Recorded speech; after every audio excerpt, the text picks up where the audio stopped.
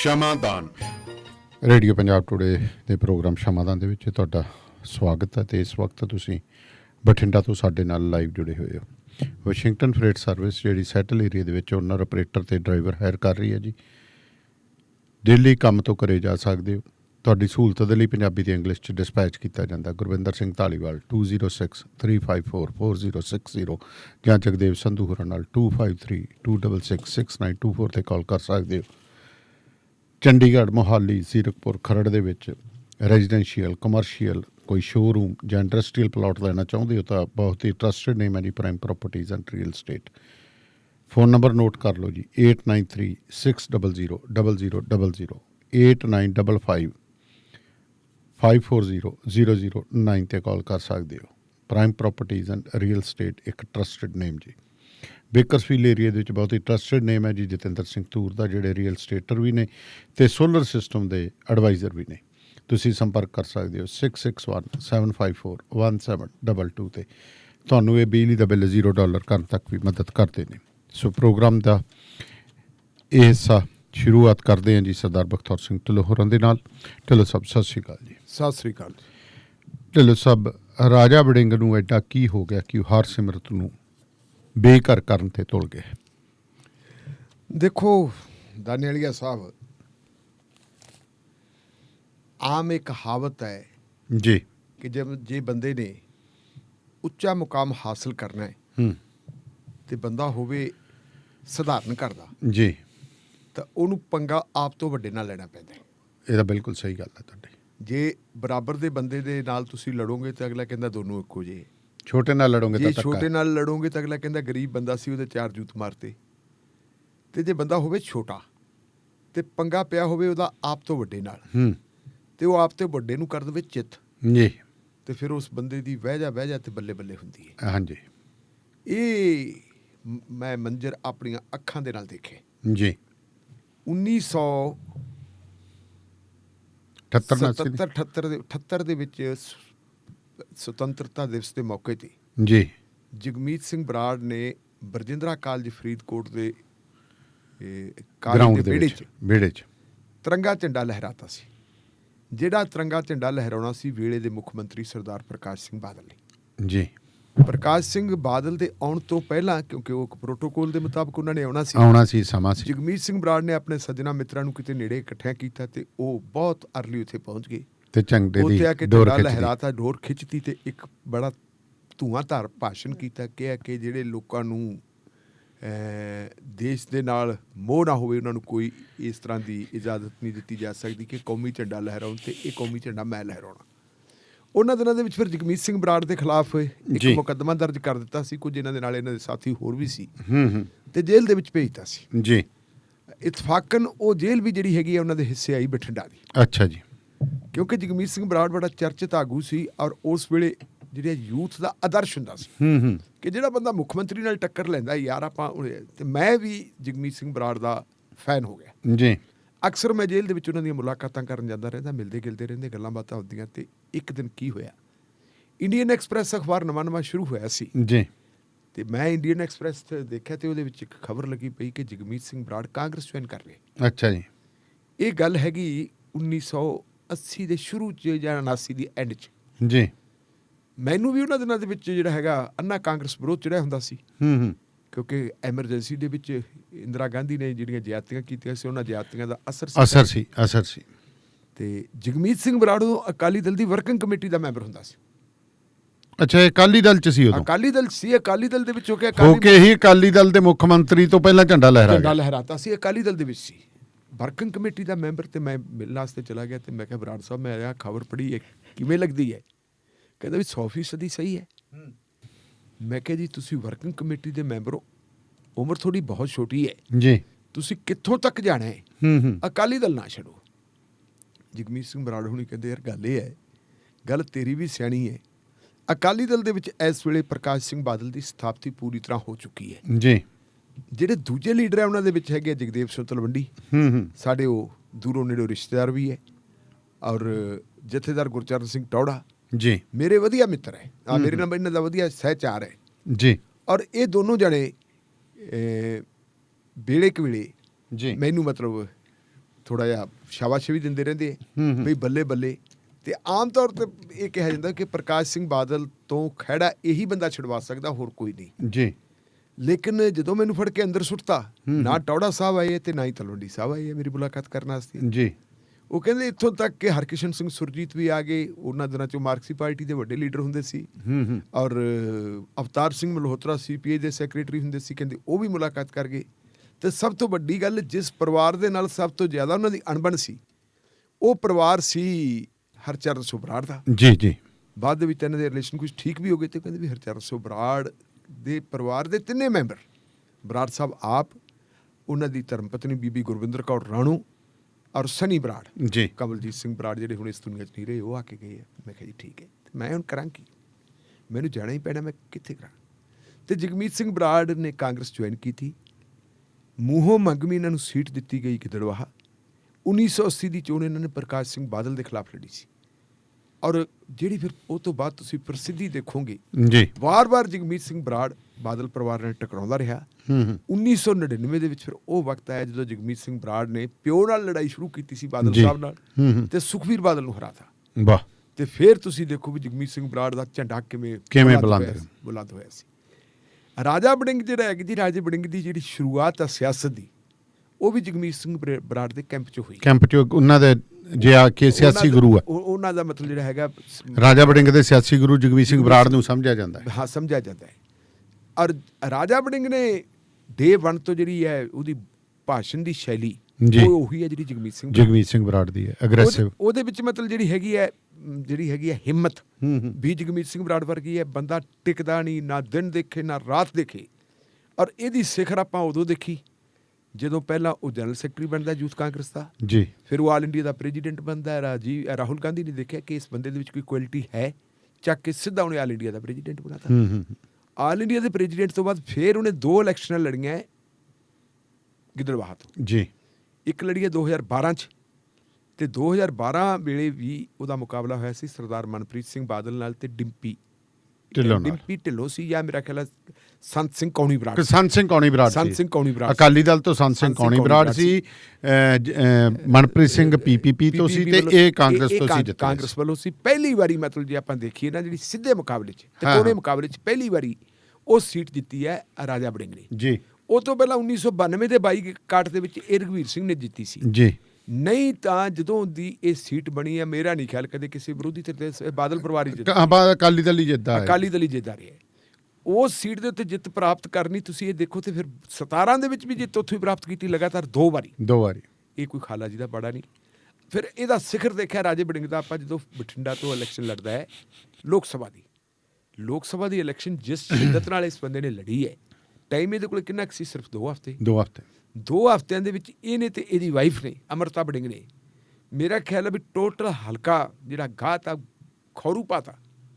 ਔਰ ਥਾਂ ਤੇ ਰਾਜਾ ਵੜਿੰਗ, ਮੈਂ ਰਾਜੇ ਵੜਿੰਗ ਦੇ ਨਾਲ। ਪਹਿਲੇ ਦਿਨ ਜਦੋਂ ਇਹਦੀ ਬਠਿੰਡੇ ਦੇ ਵਿੱਚ ਇੰਟਰਵਿਊ ਹੁੰਦੀ ਹੈ, ਤੁਸੀਂ ਦੇਖੋ ਕਿੱਡਾ ਵੱਡਾ ਕਾਫਲਾ ਸੀ ਨਾਲ। ਜੀ ਜੀ, ਮਤਲਬ ਬਿਲਕੁਲ ਉਸੇ ਤਰ੍ਹਾਂ ਜਿਵੇਂ ਕੈਪਟਨ ਅਮਰਿੰਦਰ ਸਿੰਘ 2014 ਵੇਲੇ ਪਟਿਆਲੇ ਤੋਂ ਚੱਲ ਕੇ ਰੂਮੀ ਵਾਲੇ ਡੇਰੇ 'ਚ ਆਉਂਦਾ ਹੈ, ਰੂਮੀ ਵਾਲੇ ਡੇਰੇ 'ਚੋਂ ਜਲੰਧਰ ਜਾਂਦਾ ਹੈ, ਰਾਤ ਜਲੰਧਰ ਕੱਟਦੇ, ਤੇ ਜਲੰਧਰ ਤੋਂ ਜੋ ਸਵੇਰੇ ਤੁਰਦੇ, ਤੇ ਕਾਫਲਾ ਬਹੁਤ ਵੱਡਾ ਸੀ।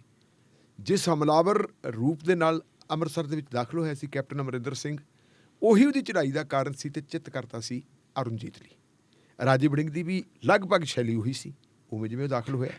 ਤੇ ਜੇ ਆਪਾਂ ਦੇਖੀਏ, ਟੋਟਲ ਬਾਦਲ ਪਰਿਵਾਰ ਨੂੰ ਪਸੀਨੇ ਲਿਆਤੇ ਸੀ। ਬਿਲਕੁਲ ਜੀ, ਬਿਲਕੁਲ, ਗੱਟਿਆਂ ਤਾਈਂ ਮੁੜਕਾ ਚੋਂ ਲਾਤਾ, ਸਾਰੇ ਟੱਬਰ ਨੂੰ ਇਹ ਗੱਲ ਹੋ ਗਈ ਸੀ। ਇਹ ਤਾਂ ਅਣਹੋਣੀ ਇਹ ਹੋ ਗਈ ਕਿ ਬਾਕੀ ਸਾਰੇ ਇਲਾਕਿਆਂ ਦੇ ਵਿੱਚ ਤਾਂ ਉਸ ਬੰਦੇ ਦੀ ਪਰਫਾਰਮੈਂਸ ਬਹੁਤ ਵਧੀਆ ਰਹੀ ਹੈ। ਬਠਿੰਡਾ ਹਲਕੇ ਦੇ ਵਿੱਚ ਉਹ ਆ ਕੇ ਕਾਂਗਰਸ ਪਾਰਟੀ ਦੀ ਵੋਟ ਬਹੁਤ ਜ਼ਿਆਦਾ ਘਟ ਗਈ, ਤੇ ਬਠਿੰਡਾ ਕਰਕੇ ਉਹ ਹਾਰ ਗਿਆ। ਉਦੋਂ ਤੋਂ ਲੈ ਕੇ ਮੈਂ ਰਾਜੇ ਵੜਿੰਗ ਨੂੰ ਕਿੰਨਾ ਕੁ ਮਿਲਿਆ, ਹੁਣ 1-2 ਵਾਰੀ ਤਾਂ ਇਲੈਕਸ਼ਨ 'ਚ ਮਿਲੇ, ਨੋਮੀਨੇਸ਼ਨ ਪੇਪਰ ਫਾਈਲ ਕੀਤੇ। ਇਹਦੇ ਸਿਆਸੀ ਜੀਵਨ ਤੋਂ ਬਾਅਦ ਤਾਂ ਮੈਂ ਇਹਨੂੰ ਵੀ 1-2 ਵਾਰੀ ਮਿਲਿਆ, ਉਦੋਂ ਪਹਿਲਾਂ ਛੋਟੇ ਹੁੰਦੇ ਤਾਂ ਜ਼ਰੂਰ ਮਿਲਦੇ ਰਹੇ ਹਾਂ। ਫਿਰ ਮੈਂ ਇਹਨੂੰ ਮਿਲਿਆ, ਕੋਈ ਸਾਡੇ ਪਿੰਡ ਦੀ ਸਰਪੰਚ ਜਿਹੜੀ ਹੈ ਉਹ ਸਸਪੈਂਡ ਕਰਤੀ ਸੀ, ਉਦੋਂ ਅਸੀਂ ਚੰਡੀਗੜ੍ਹ ਜਾਂਦੇ ਹੁੰਦੇ ਸੀਗੇ ਉਹਦੀ ਪੈਰਵੀ ਵਾਸਤੇ, ਤੇ ਉੱਥੇ ਮੈਨੂੰ 1-2 ਵਾਰੀ ਮਿਲਿਆ ਸੀ। ਚਲੋ, ਉਹਦੇ ਨਾਲ ਦੁਆ ਸਲਾਮ ਚੰਗੀ ਹੈ। ਲੇਕਿਨ ਮੈਂ ਨੋਟ ਕਰ ਰਿਹਾ ਕਿ ਰਾਜਾ ਵੜਿੰਗ ਬਠਿੰਡੇ ਦੇ ਵਿੱਚ ਕੋਈ ਫੰਕਸ਼ਨ ਨਹੀਂ ਛੱਡਦਾ। ਕੋਈ ਬੰਦਾ ਉਹਨੂੰ ਪੋਸਟ ਕਾਰਡ ਭੇਜ ਦੇ ਕਿ ਮੇਰੇ ਆ ਫੰਕਸ਼ਨ ਹੈ, ਤੇ ਉਹ ਪੋਸਟ ਕਾਰਡ ਦੇ ਉੱਤੇ ਵੀ ਆਉਂਦਾ ਜੀ। ਹੁਣ ਜਿਸ ਪਰਿਵਾਰ ਨਾਲ ਉਹਦੀ ਟੱਕਰ ਹੈ, ਉਹ ਬਹੁਤ ਵੱਡਾ ਪਰਿਵਾਰ ਹੈ। 5 ਵਾਰੀ ਦਾ ਮੁੱਖ ਮੰਤਰੀ ਸਰਦਾਰ ਪ੍ਰਕਾਸ਼ ਸਿੰਘ ਬਾਦਲ, ਉਹਨਾਂ ਦੀ ਨੂੰਹ ਦੇ ਖਿਲਾਫ ਉਹਨੇ ਇਲੈਕਸ਼ਨ ਲੜੀ, ਜਿਹੜੀ ਕੇਂਦਰੀ ਵਜ਼ੀਰ ਰਹੀ ਹੈ। ਬਾਦਲ ਸਾਹਿਬ ਦਾ ਬੇਟਾ ਸੁਖਬੀਰ ਸਿੰਘ ਬਾਦਲ ਵੀ ਕੇਂਦਰੀ ਵਜ਼ੀਰ ਰਿਹਾ, ਅਕਾਲੀ ਦਲ ਦਾ ਪ੍ਰਧਾਨ। ਔਰ ਰਾਜਾ ਇੱਕ ਸਧਾਰਨ ਘਰ ਦੇ ਵਿੱਚ ਜੰਮਿਆ ਵਾ। ਹੁਣ ਤੁਸੀਂ ਦੇਖੋ ਪਿਛਲੇ ਦਿਨਾਂ 'ਚ ਰਾਜੇ ਤੇ ਕਿੰਨੇ ਅਟੈਕ ਹੋਏ ਹੈ।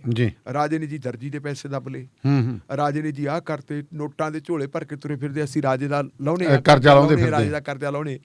ਉਹ ਦੇਖੀ ਗਿਆ ਤੇ ਉਹਨੂੰ ਹੁਣ ਐਨ ਜਿਹਨੂੰ ਕਹਿੰਦੇ ਕਮਜ਼ੋਰ ਕੜੀ ਉਹ ਫੜ ਲਈ। ਉਹ ਕਹਿੰਦਾ ਵੀ ਕਰਜ਼ਾ ਤਾਂ ਫਿਰ ਮੈਂ ਮੋੜਦਾ, ਆਪਾਂ ਕਰਜ਼ਾ ਲਾਉਣੇ।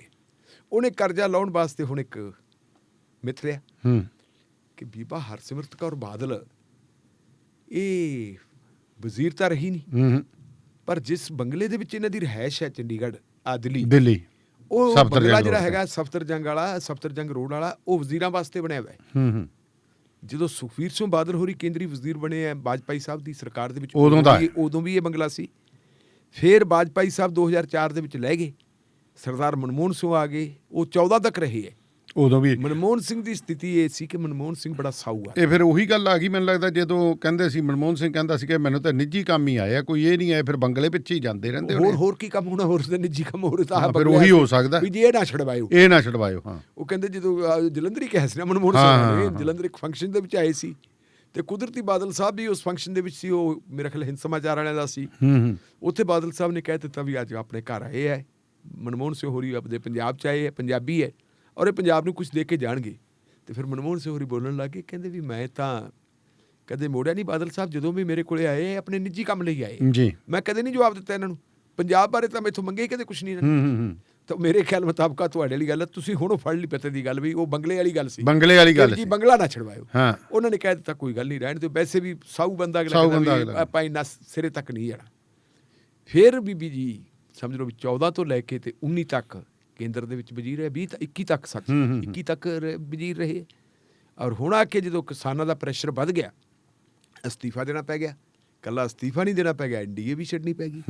ਤੇ NDA ਛੱਡਣ ਤੋਂ ਬਾਅਦ ਫਿਰ ਘਰੇ ਹੈ ਹੁਣ ਜੀ, ਪਰ ਬੰਗਲਾ ਉਹੀ ਹੈ, ਬੰਗਲਾ ਵਹੀ ਪਿਆਰਾ। ਹੁਣ ਰਾਜੇ ਵੜਿੰਗ ਨੇ ਕੀ ਹੈ ਕਿ ਪਹਿਲਾਂ ਤਾਂ ਉਹਨੇ ਅਖਬਾਰ ਦੇ ਵਿੱਚ ਬਿਆਨ ਦਿੱਤਾ ਕਿ ਬੀਬਾ ਜੀ ਕੋਲੇ ਬੰਗਲਾ ਕਿਉਂ, ਬੀਬਾ ਜੀ ਜਾਂ ਬਾਦਲ ਪਰਿਵਾਰ ਇਹ ਕਹਿੰਦੇ ਕਿ ਜੀ ਅਸੀਂ BJP ਛੱਡਤੀ, NDA ਛੱਡਤਾ, ਪਰ ਛੱਡਿਆ ਨਹੀਂ। ਅੰਦਰੇ ਕਹਿੰਦਾ ਇੱਕੋ ਹੀ ਹੈ, ਜੇ ਅੰਦਰੋਂ ਇੱਕ ਨਾ ਹੁੰਦੇ ਤਾਂ ਹੁਣ ਤੱਕ ਉਹ ਬੰਗਲਾ ਖਾਲੀ ਕਰਵਾਇਆ ਹੁੰਦਾ।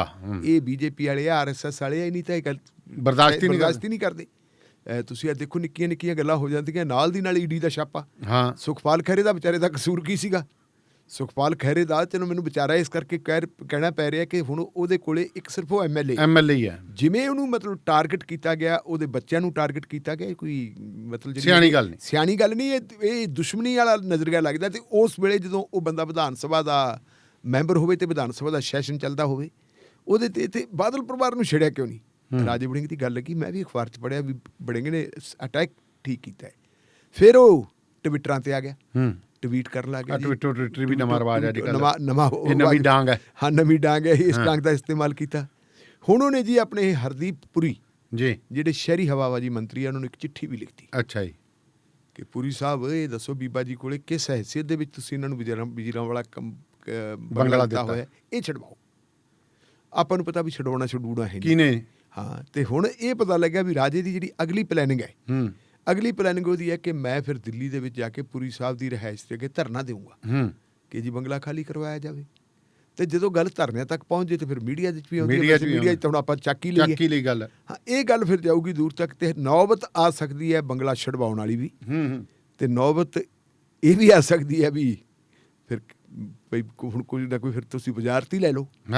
ਉਹ ਵੀ ਕਹਿ ਦੇਣ ਤੇ ਫਿਰ ਬਾਦਲ ਸਾਹਿਬ ਵੱਡੇ ਚਲੇ ਜਾਣ ਜੀ, ਚਲੋ ਕੋਈ ਨਹੀਂ ਜੀ, ਕਈ ਵਾਰੀ ਫਿਰ ਹੋ ਜਾਂਦਾ, ਗਲਤੀ ਹੋ ਜਾਂਦੀ ਹੈ ਵਜ਼ਾਰਤੀ ਦੀ। ਫਿਰ ਵੀ ਆਪਣੀ ਵਾਜਪਾਈ ਸਾਹਿਬ ਤੋਂ ਪੁਰਾਣੀ ਆਉਂਦੀ ਹੈ ਜੀ, ਤੁਸੀਂ ਕਰ ਲਓ। ਆਪਣਾ ਵਿਆਹ ਸੀਗਾ ਜੀ, ਘਰੇ ਮੁੜ ਹਜੇ ਕਿਹੜਾ ਕਾਗਜ਼ਾਂ 'ਚ ਤਲਾਕ ਹੋਇਆ, 6 ਮਹੀਨੇ ਵਾਲਾ ਰਾਜੀਨਾਮਾ, ਹਜੇ 6 ਮਹੀਨੇ ਤਾਂ ਨਹੀਂ ਹੋਏ ਢਿੱਲੋਂ ਸਾਹਿਬ? ਨਹੀਂ, 6 ਮਹੀਨੇ ਹੋਏ ਨਹੀਂ ਨਾ। ਉਹ 6 ਮਹੀਨੇ ਤਾਂ ਸਰਕਾਰ ਵੀ ਦਿੰਦੀ ਹੈ, ਉਹ ਅਦਾਲਤ ਦਿੰਦੀ ਹੈ ਨਾ, ਵੀ ਸੋਚ ਸਮਝ ਲਓ। ਹਾਂ, ਸੋਚ ਸਮਝ ਲਓ। ਹਾਂ, ਉਹ ਮਤਲਬ ਗੱਲ ਹੋ ਸਕਦੀ ਹੈ ਦੋਨਾਂ 'ਚ। ਤੇ ਉਦੋਂ ਫਿਰ ਤੁਸੀਂ ਫਿਰ ਰਾਜੇ ਦੀ ਸਥਿਤੀ ਦੇਖੋਗੇ ਜਦੋਂ ਰਾਜਾ ਸਫਲ ਹੋ ਗਿਆ ਇਸ ਕੰਮ 'ਚ। ਹਾਂ, ਰਾਜੇ ਦੀ ਫਿਰ ਜਿਹੜੀ ਹੈਗੀ ਚੜਾਈ ਕੀਤੀ। ਮੈਨੂੰ ਹੁਣ ਰਾਜੇ ਦੇ ਵਿੱਚੋਂ ਜਗਮੀਤ ਸਿੰਘ ਬਰਾੜ ਦੀ ਜਿਹੜੀ ਹੈ ਨਾ, ਉਹ ਭਾ ਮਾਰਨ ਲੱਗ ਗਈ। ਅੱਛਾ, ਪਰ ਉਹ ਦੂਜੂ ਭਾ ਨਾ ਮਾਰ ਜੇ ਜਗਮੀਤ ਵਾਲੀ। ਨਹੀਂ, ਚਲੋ ਉਹ ਇੰਨੀ ਉਹ ਵੀ ਸਿੱਖ ਰਿਹਾ ਉਹ। ਅੱਛਾ, ਉਹ ਵੀ ਸਿੱਖ ਰਿਹਾ ਕਿ ਜਿਹੜੀਆਂ ਉਸਤਾਦ ਨੇ ਮਤਲਬ ਗਲਤੀਆਂ ਕੀਤੀਆਂ ਨੇ ਉਹ ਤਾਂ ਆਪਣਾ ਹੋਵੇ, ਉਹ ਖੜਾ ਉੱਥੇ ਹੀ ਹੈ। ਹਾਂ ਹਾਂ ਉਹ ਕਾਂਗਰਸ ਪਾਰਟੀ 'ਚ ਖੜਾ, ਪਰ ਉਹ ਜਿਹੜੀ ਹੈਗੀ ਆ ਕੁਛ ਹੈਗਾ ਵੀ ਐ ਨਹੀਂ ਵੀ ਫਕਾਰਾ ਨਹੀਂ ਛੱਡਿਆ। ਅੱਛਾ ਫਕਾਰਾ ਮਾਰਦਾ। ਫਕਾਰਾ ਤਾਂ ਹੁਣ ਤੁਸੀਂ ਦੇਖੋਗੇ ਕਈ ਵਾਰੀ ਮੈਂ ਇੱਥੇ ਦੇਖਿਆ ਬੱਸ ਅੱਡੇ ਤੇ ਆਪਣੇ ਹਰ ਸਾਲ ਜਨਵਰੀ ਮਹੀਨੇ ਦੇ ਵਿੱਚ ਪਾਠ ਦਾ ਭੋਗ ਪਾਉਂਦੇ ਮਿਨੀ ਬੱਸ ਆਪਰੇਟਰ ਹਾਂਜੀ, ਨਾਲ, ਤੇ ਉਦੋਂ ਵੀ ਆ ਗਏ ਸੀ, ਉੱਥੇ ਭਾਸ਼ਣ ਕੀਤਾ ਉਹਨੇ। ਹਾਂ ਭਾਸ਼ਣ ਕਰਕੇ ਉਹਨੇ ਬਹੁਤ ਗੱਲ ਕਹੀ, ਕਹਿੰਦਾ ਵੀ ਜਿਹੜੀਆਂ ਛੋਟੀਆਂ ਬੱਸਾਂ ਵਾਲੇ ਹੈ ਇਹਨਾਂ ਦੇ ਨਾਲ ਧੱਕਾ ਹੁੰਦਾ ਹੈ, ਟਾਈਮ ਟੇਬਲ ਦੇ ਵਿੱਚ ਗੜਬੜ ਹੁੰਦੀ ਹੈ। ਮੈਂ PRTC ਦੀਆਂ ਬੱਸਾਂ ਲਵਾਈਆਂ ਸੀ, ਕਹਿੰਦਾ ਵੀ ਉਹਨਾਂ ਦੇ ਵਿੱਚ ਵੀ ਟਾਈਮ ਟੇਬਲ ਦੀ ਗੜਬੜ ਹੁੰਦੀ, ਮੈਨੂੰ ਆਪ ਲੜਨਾ ਪਿਆ। ਉਹਨਾਂ ਨੂੰ ਜਿਹੜਾ ਮਿਲਣਾ ਚਾਹੀਦਾ ਸੀਗਾ ਟਾਈਮ, ਉਹ ਨਹੀਂ ਸੀ ਮਿਲਦਾ। ਤੁਹਾਨੂੰ ਨਹੀਂ ਮਿਲਦਾ, ਵੱਡੇ ਵੱਡੇ ਘਰਾਣਿਆਂ ਨੂੰ ਮਿਲਦਾ। ਕਹਿੰਦਾ ਪਰ ਸਰਕਾਰ ਮੇਰੀ ਆਪਦੀ ਹੈ, ਮੈਂ ਆਪਦੀ ਸਰਕਾਰ ਨਾਲ ਵੀ ਲੜਦਾ। ਜੀ ਜੀ ਜਨਤਕ ਤੌਰ ਤੇ ਉਹ ਬੰਦਾ ਬਿਆਨ ਦਿੰਦਾ ਹੈ, ਉਹਦੇ ਚ ਕੁਆਲਿਟੀ ਹੈਗੀ ਹੈ। ਉਹ ਮਤਲਬ ਹੈ ਵੀ ਉਹ ਫਕਾਰਾ ਤਾਂ ਮਾਰਦਾ, ਛੱਡਦਾ ਨਹੀਂਗਾ। ਸੋ ਜਿਹੜੀ ਜਿਸ ਢੰਗ ਦੇ ਨਾਲ ਉਹ ਚੱਲਿਆ ਵਾ, ਜੀ ਕਿਉਂਕਿ ਇਹ ਤਾਂ ਕਰਜ਼ਾ ਮੋੜਦੇ ਸੀ, ਤੇ ਹੁਣ ਉਹ ਕਰਜ਼ਾ ਜਿਹੜਾ ਹੈਗਾ ਮੋੜਨ ਵਾਲਾ ਮੇਰਾ ਖਿਆਲ ਨਾਲ ਉੱਪਰ ਚੜਾਉਣ ਵਾਲੇ ਪਾਸੇ ਨੂੰ ਤੁਰਿਆ ਆਉਂਦਾ। ਤੇ ਇਹ ਫਿਰ ਤੁਸੀਂ ਦੇਖੋ ਵੀ ਉਦੋਂ ਨੂੰ 24 ਆ ਜਾਣੀ ਹੈ। 24 ਵੇਲੇ ਤੱਕ ਉਹਨੇ ਆਪਣੀ ਗੱਲ ਕੱਲੀ, ਇਹ ਨਹੀਂ ਪਤਾ ਨਹੀਂ ਕਿਹੜੀਆਂ ਕਿਹੜੀਆਂ ਚੀਜ਼ਾਂ ਨੂੰ ਹੋਰ ਉਹਨੇ ਸਿਖਰ ਤੇ ਲੈ ਜਾਣੇ। ਫਿਰ 24 ਦਾ ਜਿਹੜਾ ਹੁੰਦਾ ਨਾ ਦਲੀ ਮੁਕਾਬਲਾ, ਇਹ ਜਿਹੜਾ ਦਲਾਂ ਦਾ ਮੁਕਾਬਲਾ ਹੋਣਾ, ਇਹ ਬਠਿੰਡੇ ਦੀ ਧਰਤੀ ਨੇ ਦੇਖਣੇ ਜੀ। ਤੇ ਬਠਿੰਡੇ ਦੇ ਨਾਲ ਜਾਂ ਮਾਨਸਾ ਦੇ ਨਾਲ ਜਾਂ ਬਠਿੰਡਾ ਪਾਰਲੀਮਾਨੀ ਕੰਸਟੀਚੁਐਂਸੀ ਦੇ ਨਾਲ ਤਾਲਮੇਲ ਰੱਖਣਾ। ਉਹ ਤਾਲਮੇਲ ਰੱਖਣ ਦਾ ਕਾਰਨ ਵੀ ਉਹਦਾ ਵੀ ਕਿ ਇਹ ਨਹੀਂ ਕਿ ਮੈਂ ਭੱਜਿਆ ਹੋਇਆ ਮੈਂ ਇੱਥੇ ਹੈਗਾ। ਚਲੋ ਕਈ ਵਾਰੀ ਇਹ ਹੁੰਦੀ ਹੈ ਵੀ MLA ਸਾਹਿਬ ਦੀ ਜਦੋਂ ਵਿੱਤ ਮੰਤਰੀ ਨੇ ਤੇ ਹੋਰ ਹੈ, ਸਾਰੇ ਥਾਵਾਂ ਤੇ ਇਹ 9 ਦੇ 9 MLA ਹੈ। ਜਿੱਥੇ ਨਹੀਂ MLA ਇਹਨਾਂ ਦੇ, ਉਹ ਵੀ ਇਹਨਾਂ ਦੇ ਮਤਲਬ ਹੈ ਵੀ ਆਪਣੇ ਹਲਕਾ ਇੰਚਾਰਜ ਤਾਂ ਹੁੰਦਾ ਹੀ ਹੈ। ਉਹ ਅਗਲਾ ਕਹਿੰਦਾ ਵੀ ਉਹ ਦਖਲ ਉਸ ਤਰ੍ਹਾਂ ਦਾ ਨਾ ਦਿੱਤਾ ਜਾਵੇ, ਲੇਕਿਨ ਲੋਕਾਂ ਨਾਲ ਮੇਲ ਮਿਲਾਪ ਰੱਖਿਆ ਵਾ। ਸੋ ਲੱਗਦਾ ਇਹ ਕਿ ਰਾਜੇ ਵੜਿੰਗ ਨੇ ਜਿਹੜੀ ਹੈ ਠੀਕ ਜਿਹੜੀ ਹੈ ਲਾਈਨ ਅਖਤਿਆਰ ਕੀਤੀ ਹੈ ਜੀ। ਤੇ ਉਧਰ ਢਿੱਲੋਂ ਸਾਹਿਬ ਮਮਤਾ ਨੇ ਬੜਾ ਤਕੜਾ ਇਲਜ਼ਾਮ ਲਾ ਦਿੱਤਾ ਜੀ BJP ਤੇ। ਬਿਲਕੁਲ ਜੀ, ਮਮਤਾ ਨੇ ਇਹ ਕਹਿ ਦਿੱਤਾ ਵੀ BJP ਮੈਨੂੰ ਕਹਿੰਦੇ ਵੀ ਮਰਵਾਉਣ ਦਾ ਵੀ ਸਮਾਨ ਇਕੱਠਾ ਕਰ ਰਹੀ ਹੈ। ਅੱਛਾ ਜੀ। ਭਾਵ ਯੋਜਨਾ ਬਣਾ ਰਹੀ ਹੈ। ਕਿਉਂ? ਕਹਿੰਦੀ ਵੀ ਇਹਨਾਂ ਦੀਆਂ ਰੈਲੀਆਂ ਦੇ ਵਿੱਚ ਇਕੱਠ ਨਹੀਂ ਹੋ ਰਹੀ। ਅੱਛਾ ਜੀ।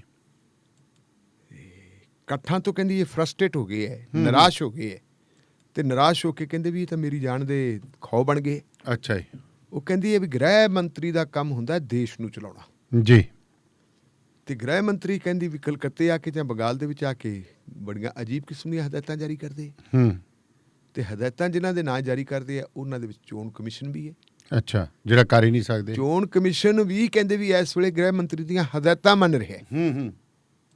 ਬਹੁਤ ਜ਼ਿਆਦਾ ਘਬਰਾਹਟ ਦੇ ਵਿੱਚ ਹੈ।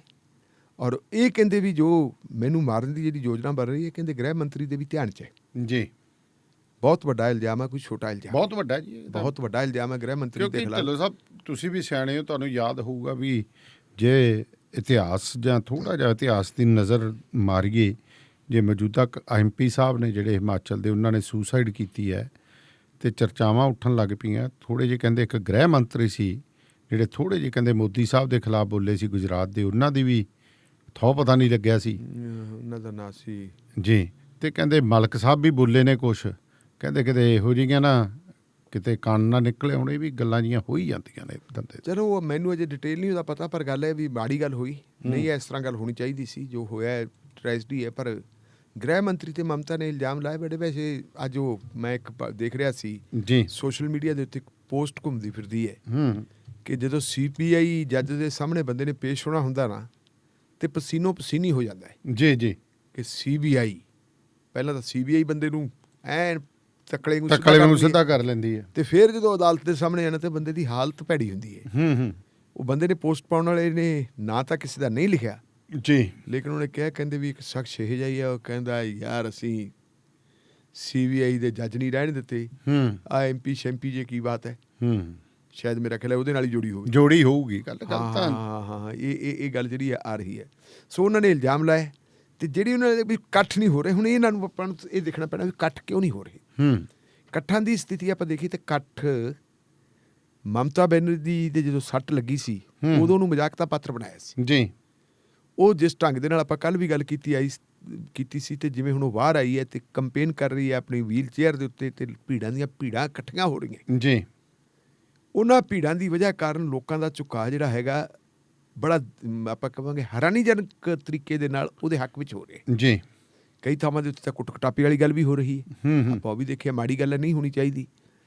ਤੇ ਜੇ ਆਪਾਂ ਰੈਲੀਆਂ ਦੀ ਦੇਖੀਏ ਤਾਂ ਅਮਿਤ ਸ਼ਾਹ ਇੱਕ ਰੈਲੀ ਕੈਂਸਲ ਕਰ ਚੁੱਕੇ ਹੈ ਜੀ।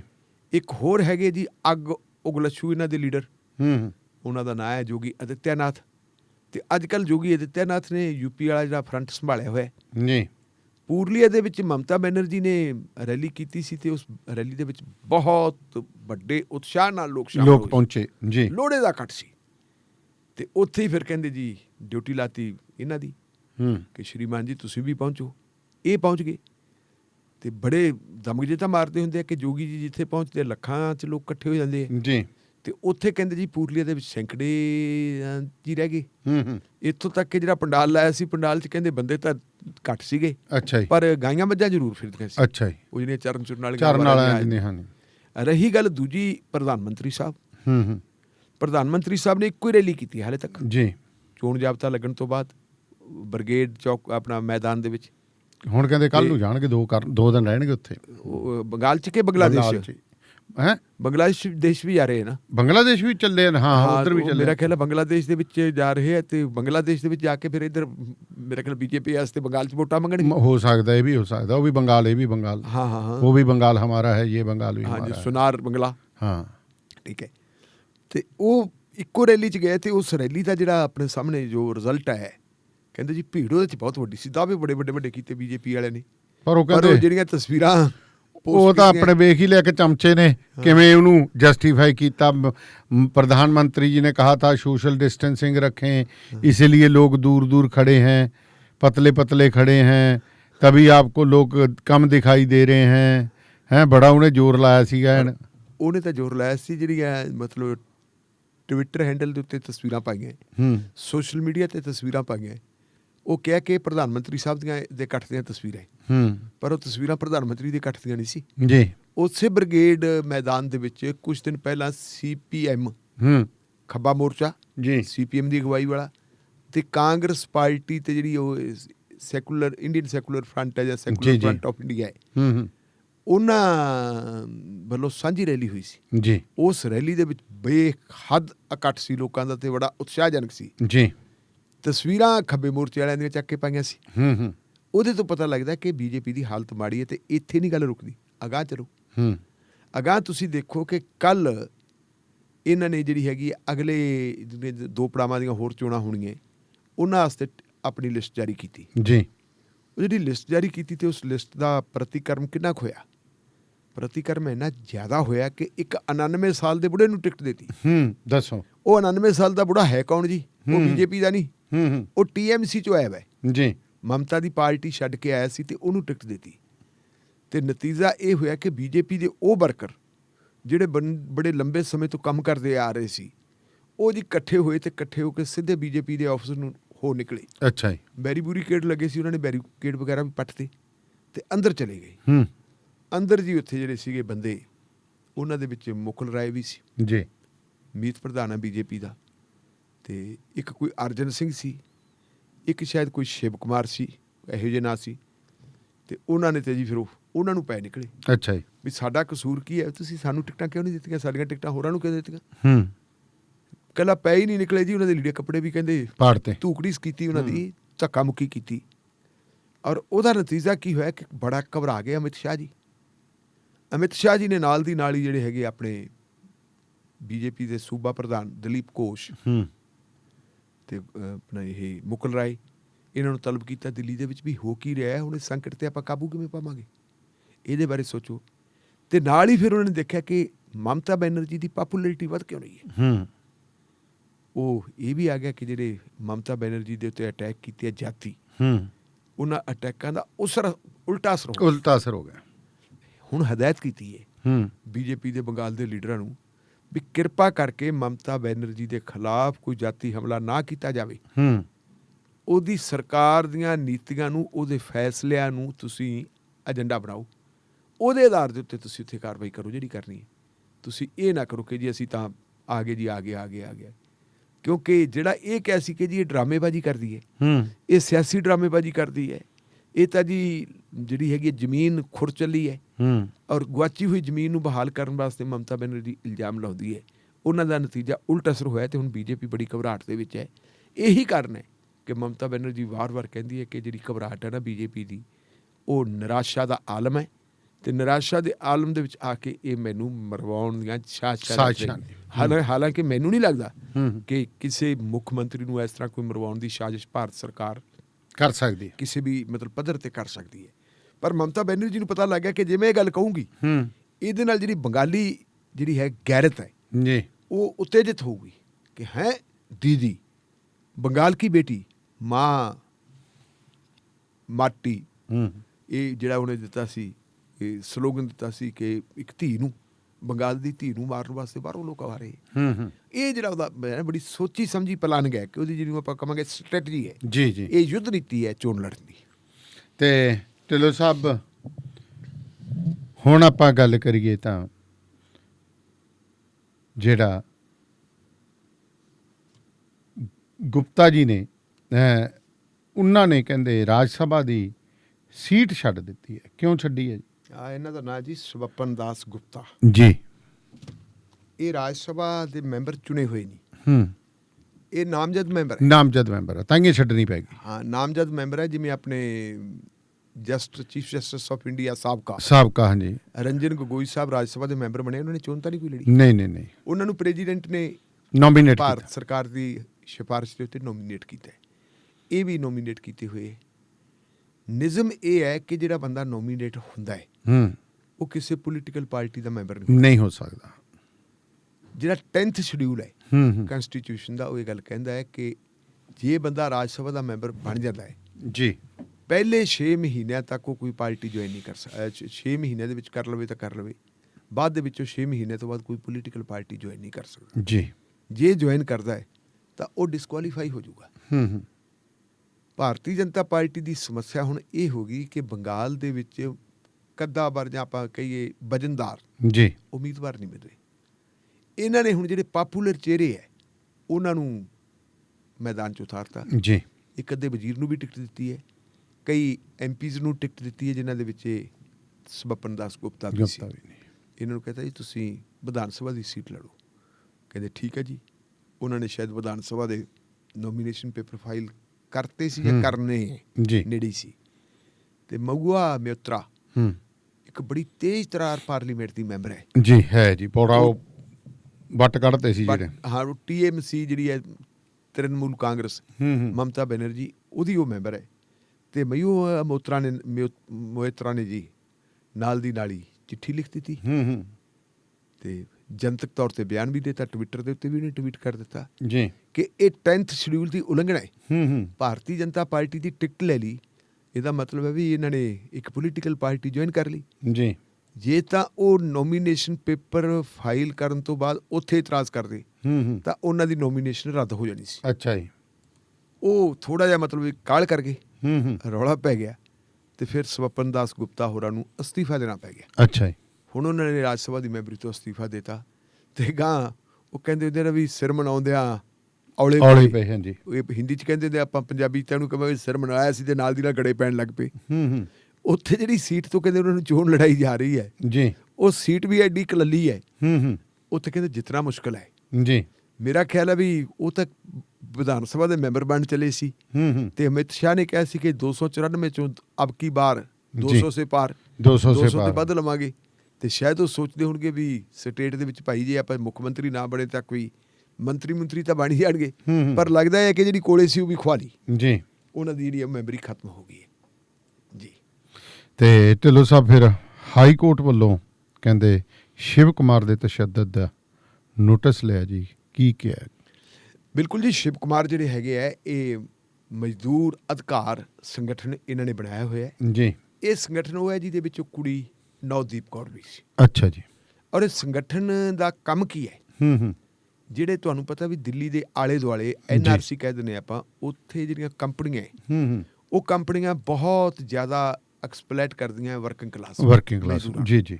ਖਾਸ ਕਰਕੇ ਜਿਹੜੇ ਇਹ ਮਤਲਬ ਹੈ ਵੀ ਡੇਲੀ ਬੇਸਿਸ ਵਾਲੇ ਲੋਕ ਹੁੰਦੇ ਆ, ਰੋਜ਼ ਦੇ ਰੋਜ਼ ਦਿਹਾੜੀ ਕਰਦੇ। ਇੱਕ ਤਾਂ ਰੈਗੂਲਰ ਹੈ ਜੀ, ਰੈਗੂਲਰ ਦੀ ਤਨਖਾਹ ਵਗੈਰਾ ਤਾਂ ਦੇ ਦਿੰਦੇ, ਉਹਨਾਂ ਦੀਆਂ ਪ੍ਰੋਪਰ ਹਾਜ਼ਰੀਆਂ ਨਾਲ ਲਾਉਣੀਆਂ, ਬੰਦਿਆਂ ਤੋਂ ਕੰਮ ਕਰਵਾਈ ਜਾਣਾ ਤੇ ਫਿਰ ਉਹਨਾਂ ਨੂੰ ਕਹਿਣਾ ਵੀ ਤੁਹਾਡੇ ਕੋਲ ਤਾਂ ਜੀ ਮਤਲਬ ਜਿਹੜਾ ਹੈਗਾ ਕੋਈ ਹਿਸਾਬ ਕਿਤਾਬ ਵਿਚਾਰਿਆਂ ਕੋਲ ਹੁੰਦਾ ਨਹੀਂ, ਕਿਉਂਕਿ ਜਿਹੜੇ ਬਾਹਰੋਂ ਪ੍ਰਵਾਸੀ ਮਜ਼ਦੂਰ ਆਉਂਦੇ ਆ ਜ਼ਿਆਦਾ ਜੀ, ਵੱਖ-ਵੱਖ ਸਟੇਟਾਂ ਦੇ ਵਿੱਚੋਂ ਆਉਂਦੇ ਆ। ਹੁਣ ਜਿਵੇਂ ਨਵਦੀਪ ਕੌਰ ਹੈ, ਪਿੰਡ ਤਾਂ ਇਹਦਾ ਗਿੰਦੜ ਹੈ ਮੁਕਤਸਰ ਜ਼ਿਲ੍ਹੇ ਦੇ ਵਿੱਚ, ਇਹ ਨੌਕਰੀ ਵਿਚਾਰੀ ਜਾ ਕੇ ਉੱਥੇ ਕਰਦੀ ਸੀ। ਜੀ। ਚਲੋ ਇਹ ਇੱਕ ਖੁਸ਼ੀ ਦੀ ਗੱਲ ਹੈ ਵੀ ਸੁਚੇਤ ਬਹੁਤ ਆ ਉਹ, ਜਿਹਨੂੰ ਆਪਾਂ ਕਹਿ ਦਈਏ ਰਾਜਨੀਤਿਕ ਤੌਰ ਤੇ ਚੇਤਨ ਵੀ ਹੈ।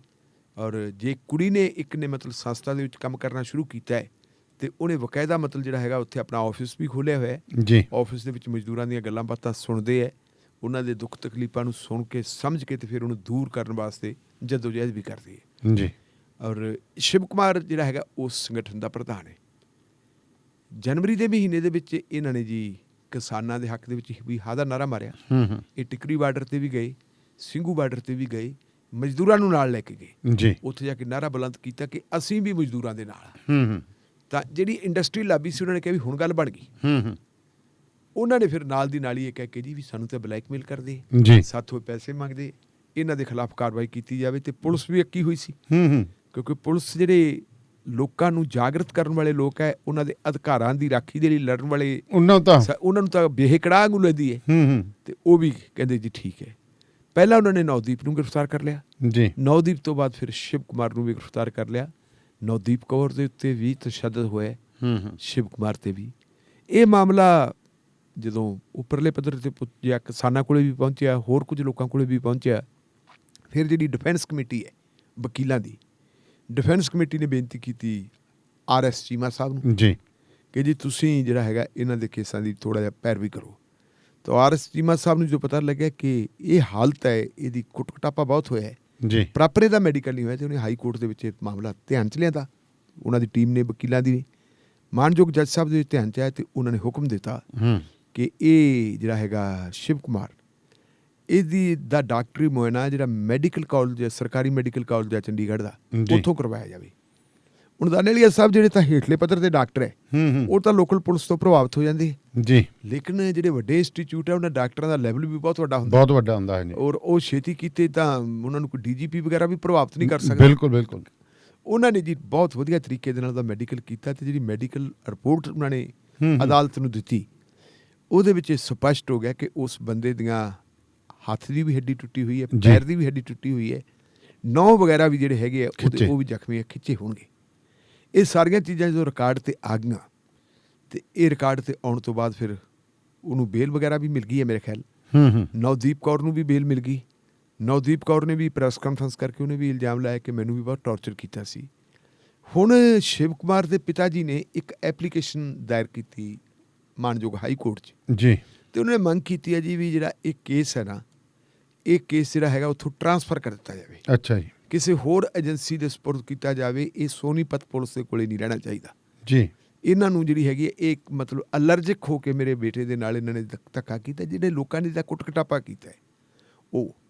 ਇਹ ਜਦੋਂ ਅਦਾਲਤ ਦੇ ਧਿਆਨ ਦੇ ਵਿੱਚ ਆਇਆ, ਅਦਾਲਤ ਨੇ ਫਿਲਹਾਲ ਉਹ ਕੇਸ ਤਾਂ ਨਹੀਂ ਟਰਾਂਸਫਰ ਕੀਤਾ ਜੀ।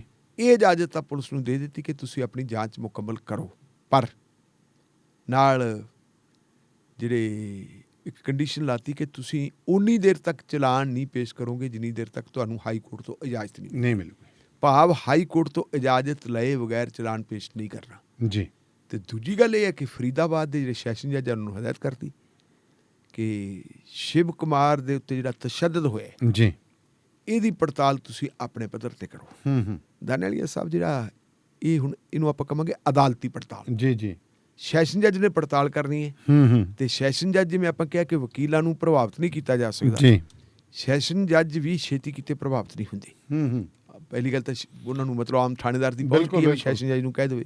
ਸੈਸ਼ਨ ਜੱਜ ਨੇ ਤੱਥਾਂ ਤੇ ਗੱਲ ਕਰਨੀ ਹੁੰਦੀ ਹੈ, ਮੈਡੀਕਲ ਦੀ ਜਾਂਚ ਕਰਨੀ ਹੁੰਦੀ ਹੈ, ਔਰ ਨਾਲ ਜਿਹੜੇ ਹੈਗੇ ਸਰਕਮਸਟੈਂਸ਼ੀਅਲ ਜਿਹੜੀ ਐਵੀਡੈਂਸ ਵਗੈਰਾ ਸਾਰੀ ਉਹ ਦੇਖਣੀ ਹੁੰਦੀ ਹੈ। ਤੇ ਅੱਜ ਤੱਕ ਮੈਂ ਇਹ ਦੇਖਿਆ ਕਿ ਜਿੰਨੇ ਬੰਦਿਆਂ ਨੂੰ ਪਹਿਲਾਂ ਜਿਹੜੀ ਅਦਾਲਤੀ ਪੜਤਾਲ ਹੋਣ ਤੋਂ ਬਾਅਦ ਜਿਹੜਾ ਮੁਕੱਦਮਾ ਦਰਜ ਹੁੰਦਾ ਨਾ, ਉਹਦੇ ਵਿੱਚ ਅੱਜ ਤੱਕ ਬਚਿਆ ਕੋਈ ਨਹੀਂ। CBI ਦੇ ਕੇਸਾਂ ਦੇ ਵਿੱਚ ਲੋਕ ਬਰੀ ਹੋ ਜਾਂਦੇ ਆ, ਲੇਕਿਨ ਅਦਾਲਤੀ, ਕਿਉਂਕਿ ਅਦਾਲਤੀ ਜਦੋਂ ਹੁਣ ਫਰਜ਼ ਕਰੋ ਵੀ ਜਿਹੜੀ ਜਿਸ ਕਿਸਮ ਦੀਆਂ ਸੱਟਾਂ ਲੱਗੀਆਂ ਸ਼ਿਵ ਕੁਮਾਰ ਦੀ, ਇਹ ਟ੍ਰਾਇਲ ਸੈਸ਼ਨ ਕੋਰਟ 'ਚ ਤਾਂ ਹੋਣਾ ਨਹੀਂ ਜੀ। ਇਹ ਜਿਹੜੀ ਹੈਗੀ ਹੈ ਸਬਆਰਡੀਨੇਟ ਕੋਰਟ 'ਚ ਹੋਊ, ਉਦੋਂ ਹੇਠਲੀ ਕੋਰਟ 'ਚ ਫਿਰ ਉੱਤੇ, ਤੇ ਉੱਥੇ ਜਦੋਂ ਜਾਣਾ ਹੈ ਗਵਾਹੀਆਂ ਉੱਥੇ ਵੀ ਹੋਣਗੀਆਂ ਤੇ ਅਲਟੀਮੇਟ ਆਟੋਮੈਟਿਕਲੀ ਜਿਹੜੀ ਹੈਗੀ ਹੈ ਜਿਹੜੇ ਜੁਡੀਸ਼ੀਅਲ ਮੈਜਿਸਟ੍ਰੇਟ ਹੈ ਉਹਨਾਂ ਦੇ ਦਿਮਾਗ ਦੇ ਵਿੱਚ ਇਹ ਗੱਲ ਤਾਂ ਜਾਊ ਨਾ ਵੀ ਕਿ ਸੈਸ਼ਨ ਜੱਜ ਨੇ ਪਹਿਲਾਂ ਇਨਕੁਆਇਰੀ ਕੀਤੀ ਵੀ ਹੈ। ਔਰ ਜਿਹੜੀ ਫਿਰ ਉਹ ਇਨਕੁਆਇਰੀ ਰਿਪੋਰਟ ਹੁੰਦੀ ਹੈ, ਇਨਕੁਆਇਰੀ ਰਿਪੋਰਟ ਇਹ ਤਾਂ ਹੈ ਨਹੀਂ ਕਿ ਇਹਦੇ ਜੀ ਆਹ ਸੱਟਾਂ ਵੱਜੀਆਂ ਤੇ ਫਲਾਣੇ ਨੇ ਮਾਰ ਗਏ ਜੀ ਜੀ। ਉਹਦੇ ਵਿੱਚ ਤਾਂ ਬਕਾਇਦਾ ਰੀਜ਼ਨਿੰਗ ਦਿੱਤੀ ਜਾਂਦੀ ਹੈ ਕਿ ਜੇ ਇਹ ਬੰਦੇ ਦਾ ਨਾਂ ਲਿਖਿਆ ਤਾਂ ਕਿਉਂ ਲਿਖਿਆ ਜੀ। ਇਹ ਕਾਫੀ ਗੰਭੀਰ ਹੈ ਮਾਮਲਾ, ਤੇ ਮੇਰਾ ਖਿਆਲ ਹੈ ਵੀ ਪੁਲਿਸ ਨੂੰ ਉੱਥੇ ਲੈਣੇ ਦੇ ਦੇਣੇ ਪੈਣਗੇ, ਕਿਉਂਕਿ ਪੁਲਿਸ ਤਾਂ ਇੰਡਸਟਰੀ ਲੌਬੀ ਦੀ ਕਰਦੀ ਸੀ ਮਦਦ ਤੇ ਇਹ ਆਪਾਂ ਨੂੰ ਪਤਾ ਵੀ ਜਿਨ੍ਹਾਂ ਦੀ ਮਦਦ ਕਰਦੇ ਹੁੰਦੇ ਉਹ ਕਿਹੜਾ ਮਦਦ ਕਰਵਾਉਂਦੇ, ਬਾਅਦ ਦੇ ਵਿੱਚ ਪੁੱਛਦਾ ਕੋਈ ਨਹੀਂ ਜੀ। ਜੀ ਜੀ ਜੀ ਇਹ ਚੀਜ਼ ਹੈ। ਤੇ ਬਹੁਤ ਮਿਹਰਬਾਨੀ ਢਿੱਲੋਂ ਸਾਹਿਬ, ਸ਼ੁਕਰੀਆ ਤੁਹਾਡਾ। ਤੇ ਪ੍ਰੋਗਰਾਮ ਸ਼ਮਾਦਾਨ ਬਾਦਸਤੂਰ ਇਸੇ ਤਰ੍ਹਾਂ ਜਾਰੀ ਰਹੇਗਾ ਜੀ। ਫਿਲਹਾਲ ਇੱਕ ਬ੍ਰੇਕ ਤੋਂ ਬਾਅਦ ਫਿਰ ਮਿਲਦੇ ਹਾਂ ਖਬਰਾਂ ਦਾ ਸਿਲਸਿਲਾ। ਜੇਕਰ ਤੁਸੀਂ ਵੀ ਰੇਡੀਓ ਪੰਜਾਬ ਟੂਡੇ ਦੇ ਕਿਸੇ ਪ੍ਰੋਗਰਾਮ ਦੇ ਵਿੱਚ ਯੋਗਦਾਨ ਪਾਉਣਾ ਚਾਹੁੰਦੇ ਹੋ ਜਾਂ ਪ੍ਰੋਗਰਾਮ ਸਪਾਂਸਰ ਕਰਨਾ ਚਾਹੁੰਦੇ ਹੋ ਜਾਂ ਜੁੜਨਾ ਚਾਹੁੰਦੇ ਹੋ ਤਾਂ ਤੁਸੀਂ ਸੰਪਰਕ ਕਰ ਸਕਦੇ ਹੋ ਮੇਰੇ ਨਾਲ।